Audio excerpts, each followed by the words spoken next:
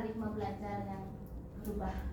Kemudian disiplin positif, motivasi berperilaku manusia, kebutuhan dasar manusia, fungsi kontrol restitusi, keyakinan kelas dan segitiga restitusi, serta pengalaman dan pembelajaran.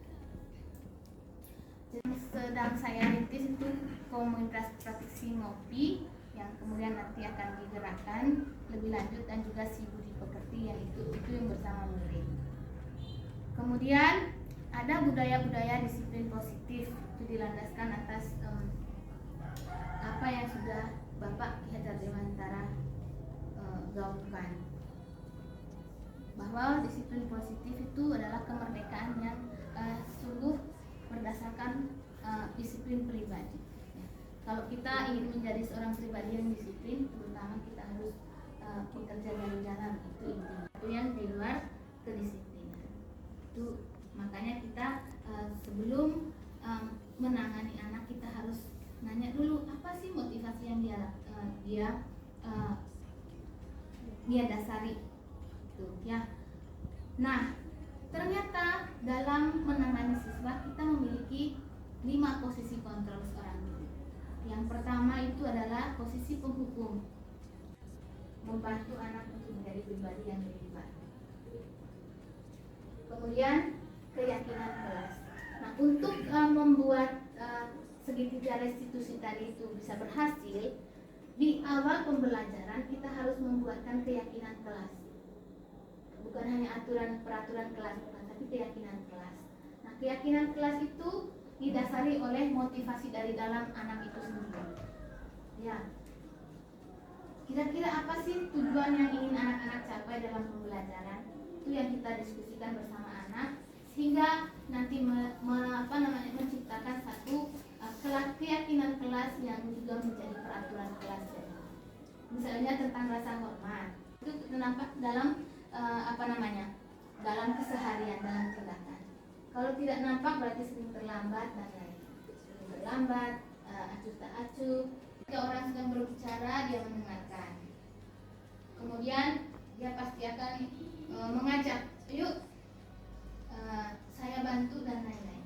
Itu ya ketika didengar. Berempati dengan orang, peduli dengan orang lain.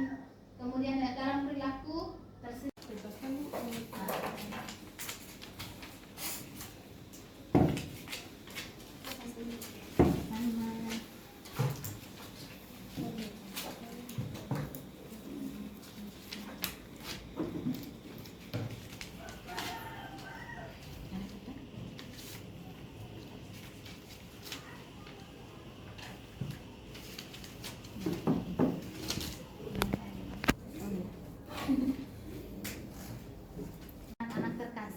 Nah, ketika kita sudah menjawab tadi 3 pertanyaan refleksi ini, saya ingin menguatkan kembali, kira-kira dari Bapak Ibu serta anak-anak ada harapan apa sih ke depannya untuk pemberdayaan budaya positif di sekolah kita?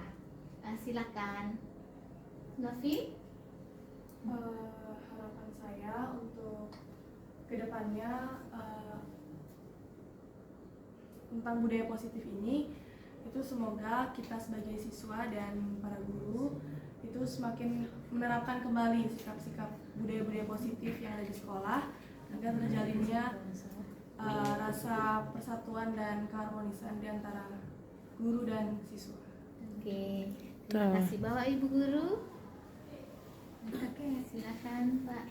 Baik Ibu Ina, untuk harapannya ke depan, baik Bapak Ibu Guru melihat kenakalan atau ada keunikan pada anak itu dengan hati, supaya proses pembelajaran anak bisa menemukan kesalahan atau kekeliruan yang mereka miliki dan mereka bisa berubah ke satu tahap yang lebih positif lagi. Jadi ada kesabaran, kemudian ketekunan dalam mendampingi mereka dengan hati.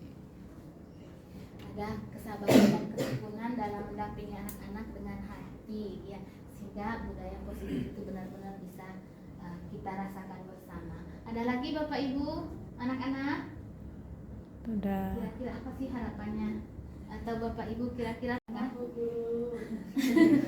Oke, baik. Lebih sama mirip-mirip.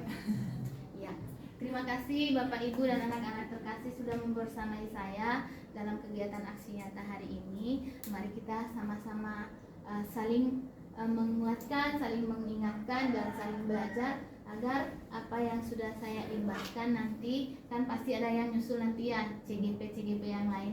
Mari kita bersama-sama untuk mewujudkan budaya positif sesuai dengan harapan kurikulum baru kita, kurikulum merdeka, di mana profil pelajar Pancasila itu harus benar-benar dihayati sama anak-anak, dan kita sebagai guru adalah pembimbing mereka dan juga nanti memfasilitasi mereka dalam pembelajaran yang bermakna. Itu kata Bapak pendidikan kita, Bapak Ki Hajar Dewantara. Terima kasih banyak. Mari kita akhiri, karena kita mengawali tadi dengan doa, mari kita akhiri dengan doa pula. Terima kasih, salam sejahtera. Salam sejahtera. Terima kasih.